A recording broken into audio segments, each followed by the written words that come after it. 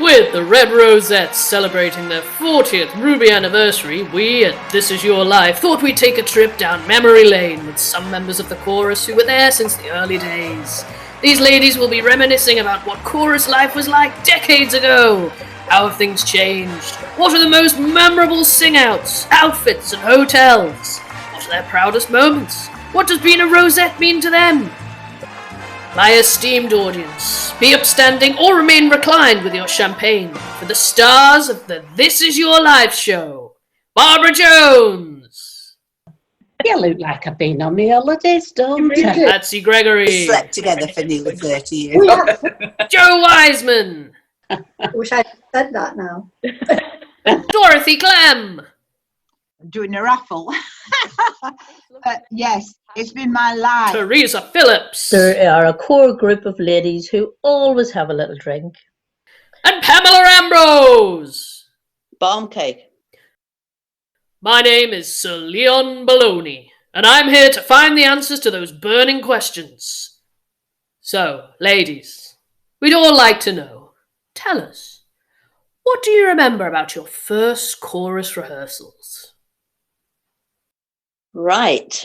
A smaller group than they are now, but there were still, there were probably about between 20 and 30 when I joined, girls in it. And Richard Baker was the musical director. He took us then. It was something I went as an introduction. Dorothy introduced me, and basically I thought, no, it's not for me, this, so I didn't go anymore. And then I eventually did go back because I went to a men's convention with Norman, and the wives were just absolutely so over the moon friendly with me and everything. I thought, oh yeah, I will join them. So that's how I joined. They were just a super group of friendly people. Oh, they still are today, I know that, but yeah, it was a super group of friendly people, and that's what got me in there. Not the singing, it was the people. Pam and I introduced Pam because she lives next door too. Yeah. So she took her ages to get in. She came a month before she'd stand up and sing, and now look at her. I can remember my voice test. I can remember my voice test. It was Linda Corcoran, and she took me along with the section leader. I can't remember who that was. And we went into Jean Gould. Jean Gould. We went into this little room, like you say. She says, "Will you sing Happy Birthday?" And I sang Happy Birthday to you. She says, "That'll do. You're a lead. You're in." Yeah, that's what we did. No more. That's what we did, didn't we then? You're in. Yeah. I stayed behind, and all as I can remember, they sang that song, There Goes My Heart. And I thought, oh, that's beautiful, that. And I love that song ever since. But then they took it off repertoire, so I've never sung it.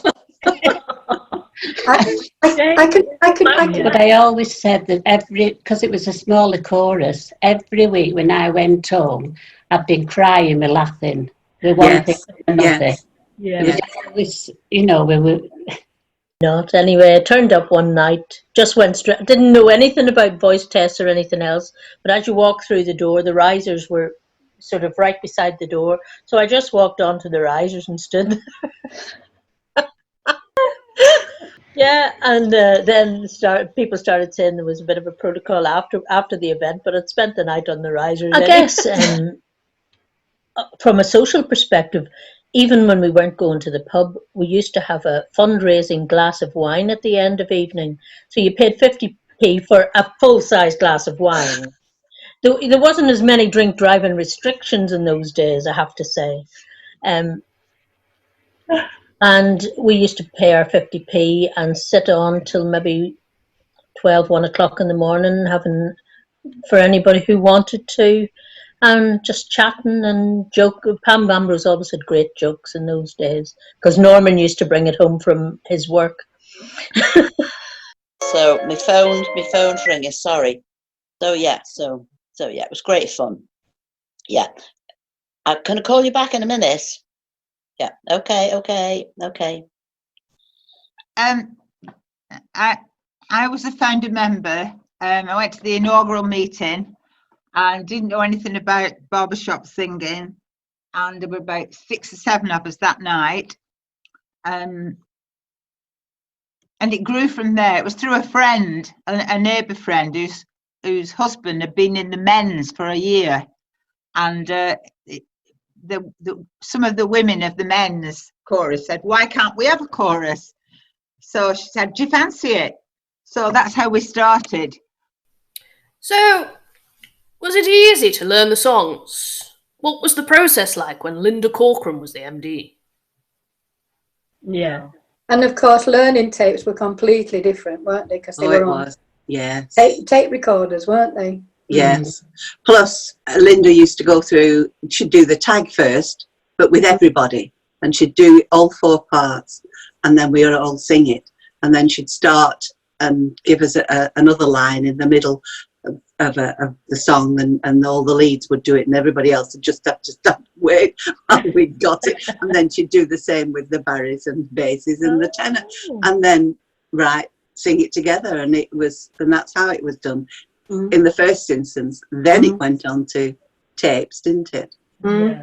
Yeah. That sounds Yeah, and really I mean, we cool. spent hours and hours and hours, didn't we, Oh, Joe? Tell me about Singing, yes, it. We had to learn the song. for everybody else. We had to learn the song, sing it to Linda. Yes, okay. Now put it on tape. Okay, And then we had to sing the part and put it on tape, and then copy for everybody else, didn't we? Yeah. So, you made the teach tracks. Voices. Yes, it was us too. Yeah, I've still got those, Wow. Leanne. I've still got them. yeah. They must be worth quite a bit of money. Except No, you've, no, you've nothing to pay them on. No, that's what we did. Hours. I'd either go to Joe's or Joe would come to us, and we'd send husbands out, and then we'd spend the whole evening singing. We did. To put them on tapes. Yeah. We did. Gosh. Did you have to do the same in the bass section, Barbara? No, they never asked me. I wonder why. Teresa, did your girls enjoy Barbershop from the very beginning? I know Emma joined when she was only 8 and is coming on 32 years a member now. The girls started, if there was a special interest day at school, they would have brought it. I think it was Laura went in her full garb one day, her stage gear to high school and did a whole, project on Barbershop singing. So, and they start to get to know each other then, don't they? And ladies, what was Emma like when she first joined? I can't remember. No, I think I can't remember. Just she was only young, just but she was very quiet. She was quiet, yeah. She's like me. She's backward at coming forward. And you might laugh at that, but that's true. is it? Until I get to know people, I am very, Well, very... yes, yeah. Nobody believes me, but I am. I wish I'd said that now. What are some of the best sing-outs you've ever done? We've had some really good places. Yeah, Yeah. and we've always ended up singing I Will Survive, which just gets everybody going, doesn't Yeah, it? it does. Well, And another one that we used to sing that everybody used to enjoy and laugh is Who's Sorry Now? Straight after getting married. Mary Sharon's daughter who sang, didn't we, at that? Yeah. Yeah, it's good. Fortunately, she understood and she did like it. Oh, well, we had some good times, though. We've got Yes. some great... Marshmill. Yes, Marshmill. And Do you remember when we sang and we went to this place and it was like a farm or something and we finished up in a cow shed? we did. Yes. It was Farmer Cars. We were there for the opening of Yeah. Farmer Cars. Yeah, That's right. yeah, Yeah, we did. we were actually singing in a cow shed. Cow shed. Yeah. They were brilliant, And I mean, we've sung in some weird places. And the Victorian fairs at Kirby Lonsdale, they've always been really And at good. Ulverston. Oh. Yeah. Yeah. That was my first sing-out, it was chorus. And it's the only time my husband's ever been. Where? Never ever come since, or been since. How Which dare one? you. Went to Kirby Which Lonsdale, and that was Kirby my Lonsdale. first sing-out. Yeah, it was good. Irving Lonsdale. Yeah. We weren't for quite a few years, didn't we, really? We did. And another good, fantastic sing-out that we used to do was on a Christmas Eve at the Winter Gardens in Blackpool. And we did that for years, didn't we? No, not the Winter Gardens. Not the Winter Gardens. Not the Winter Gardens. The big hotel where the Conservative Party conference. Yeah. Oh, what's it called? Oh, looking at this is our. That's it. Can we all just have a senior moment while we sing? Memories. You might regret having us three on. Each other right so far. So you've sung in some great places. Are there any places you've been as part of the Red Rosettes that weren't so great? Oh, no. I mean, the worst warm-up we had was at Cardiff when we went and we was in that room. But that wasn't a sing-out, it was just a warm-up. We were just rehearsing, weren't we? Why was dirty mattresses. Oh, you mean you're talking about the Blue Dragon? The Blue Dragon. Yeah, that was an experience that weekend. Yeah, that was. Buckets of urine, all full with urine, and Alan, it was Alan. We kept getting lost, so we kept winding the window down and saying, "Can you tell us the way to the Green Dragon?" Green Dragon? Blue Dragon. Well, that place, I said, we're staying there. Oh, I don't think you will be when you get there. I don't think it's for you, and things like this. And when we got in, the rooms were absolutely filthy. You can't describe what was in the rooms. Katie went downstairs and she said to the bloke on the desk, she says, "I'm sorry, but I can't have my grandma staying in a room like that," meaning me, you see. I can't have my grandma staying in a room like that. So they gave us what was supposed to be the best room in the hotel. And it was like a 4-poster bed, but not, if you know what I mean. It was just 4 posts sort of stuck at the end of a bed. And Teresa deliberately put a colour on her hair and used these towels that were in that room, do you know what I mean? And left them because they were just so filthy. There was footprints on our ceiling. Footprints, honestly. Just walked past the window. And it was just everything. If you put your hand down, you had to go. You know when we hilarious. What was the and when we went to Cardiff and there was fleas in the bed and oh dear me, pulled up bed. Oh, it was a shambles of a place. It was Hannah's first convention, that Cardiff sing out. Hannah's first convention. I said I cannot have my granddaughter staying in a doss house like this. So we moved into because you came. Then I think everybody said it was one of the best breakfasts we'd ever had there. Yeah. No, I got up one morning and said I'd lost a contact lens. I don't know whether you ever heard about that. Went under the bed. You looked under. Well, Mary Sharon said we were going out, and Mary Sharon said, "Oh, I'll come and look." And she was crawling on the floor. Mary was, you know, and there was toenail clippings and all sorts. There were everything you could think of. It was awful. I said, "Mary, leave it. We'll not bother. I'll just have to have lost it." And when all comes to all, it was still in the eye.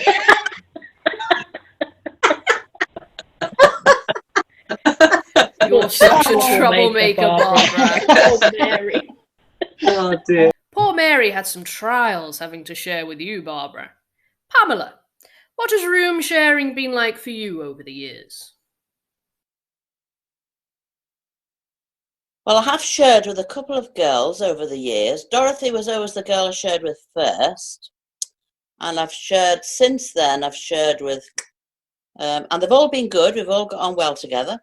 I've shared with Mary Sherrin, Chris Ryan,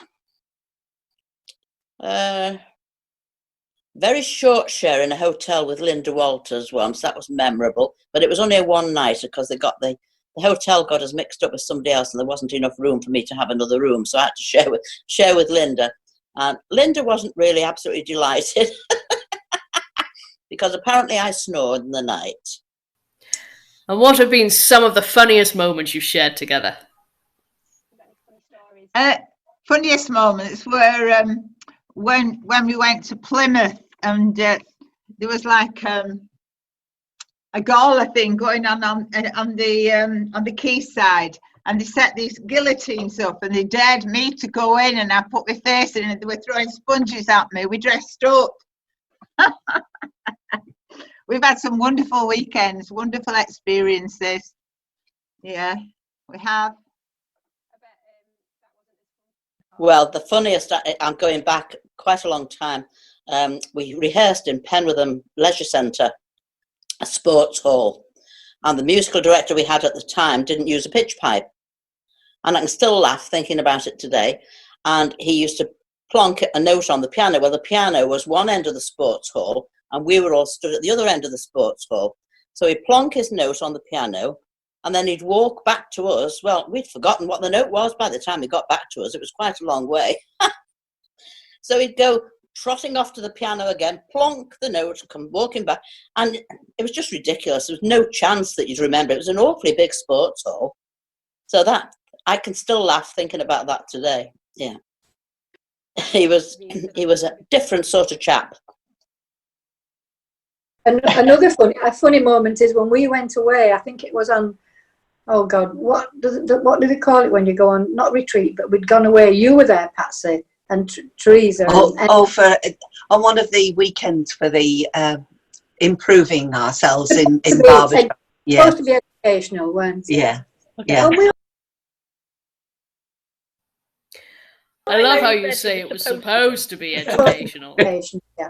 And we all ended up wearing nappies, didn't we? We got all the towels, nappies. Oh, I've got. Why? Don't ask. I can't remember why. I think we were singing a song about. I think we'd chosen a song that we were singing, and there was babies in it, and we all borrowed all the towels out of the bathrooms, and we're all wearing these nappies. I have a photograph of us all. We're all got our nighties on, and we had a couple of girls that they came from Wigan. They weren't from Wigan Chorus, but they lived in Wigan. Super, super, super girls. And one year we were waiting to go on stage, and before you hand your bags in to the thing, yeah. They suddenly took a hip flask out of theirs and had a quick swig. I don't know whether it's brandy, whiskey, or whatever it was. I don't know, but we all went, ah! Yeah, that's a long time ago as well. I mean, it just wouldn't be allowed now. It wasn't allowed then, in all honesty. Yeah, so yeah, and we've been on retreats where the transport was. You're finished now, and I'm thinking of all these things. We went on one retreat, and the transport was an ambulance that Eamon Phillips had managed to hire from the hospital. He worked in the hospital, and that's how we took our risers up and everything in the ambulance. It was great. I'm going to show you something. And this was our first memorable convention. Yeah. Right. I'm going to show you. Oh, it's a fridge magnet. Right. And I've got my leg over Malcolm's shoulder. Now then, how good is that? You do that now. I'd say that. Can you still get your foot on Malcolm's shoulder? That one. Yeah. So Can you still do it? Can you still do it? My has. If I laid on the floor, I won't be able to get my shoulder.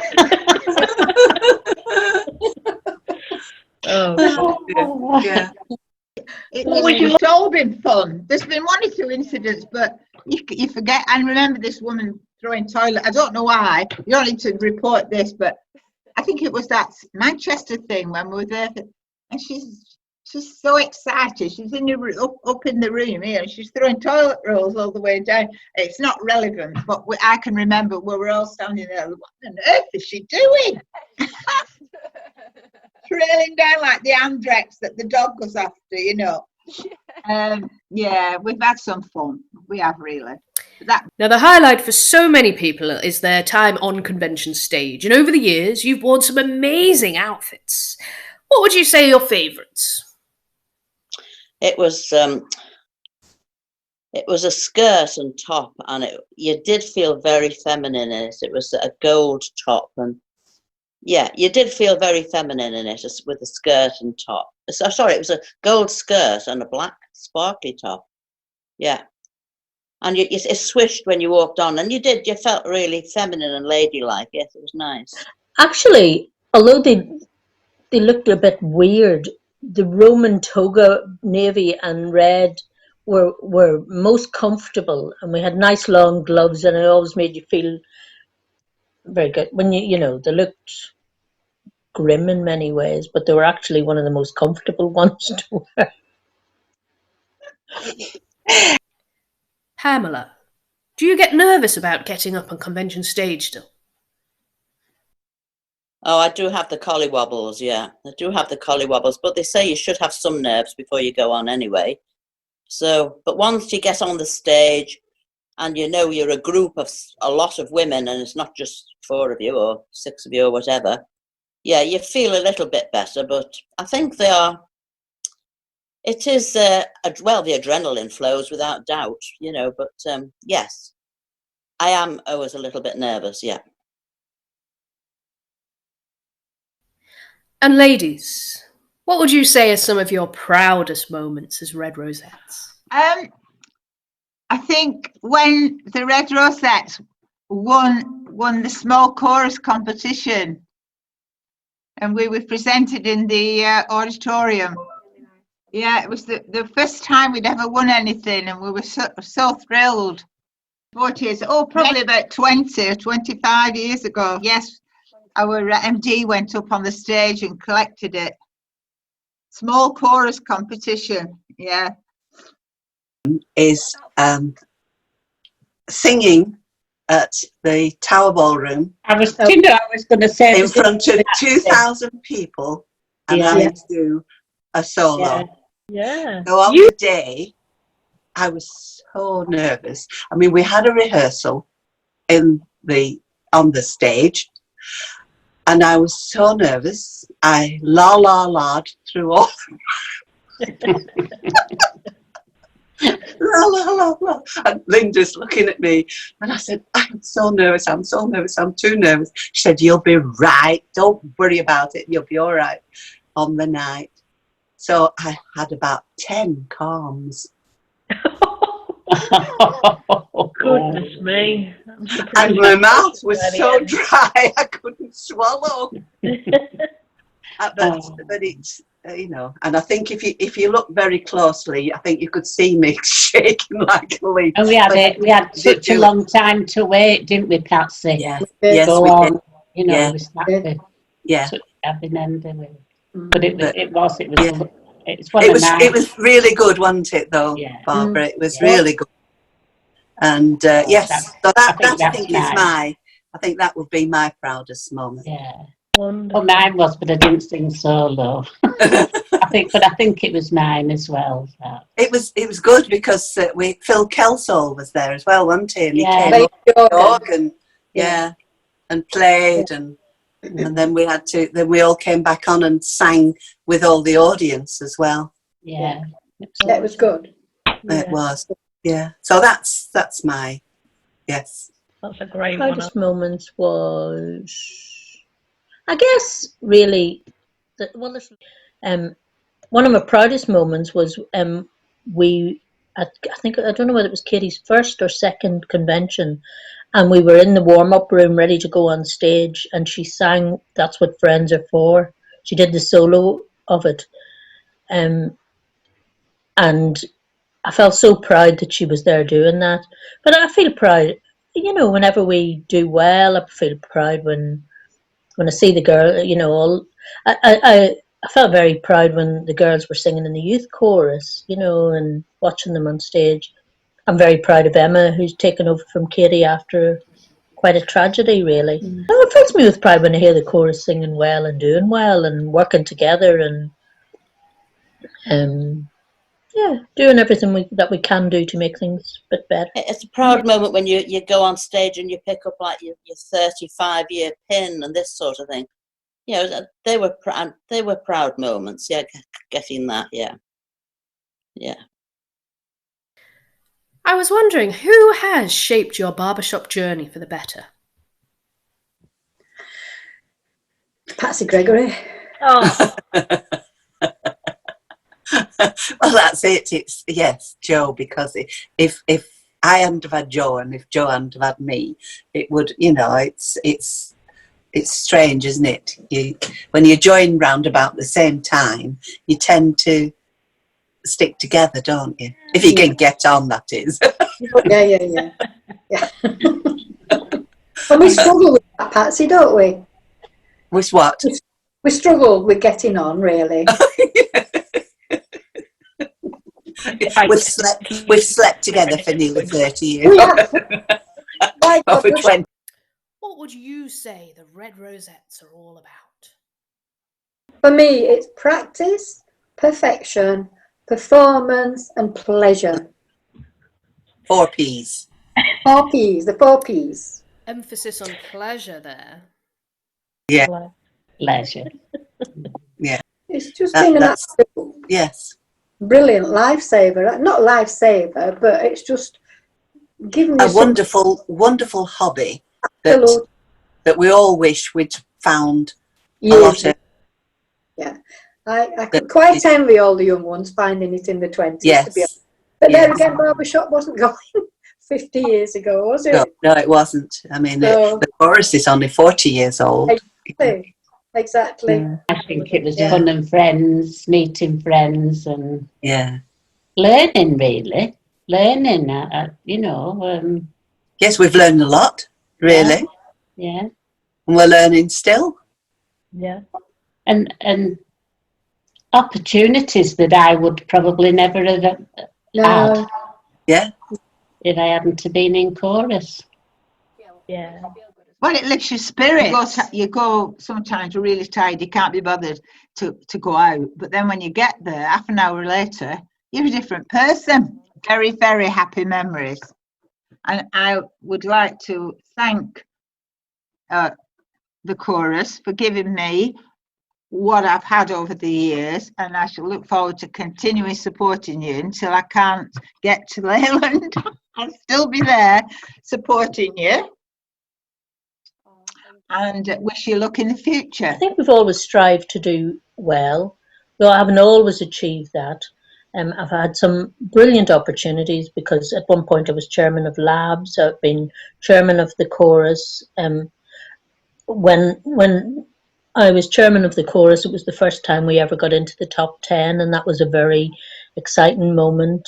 And it's great to see young people coming in and showing their vibrancy and diversity and their energies coming in, and that inspires, I think, us older ones as well to keep going and do the best we can.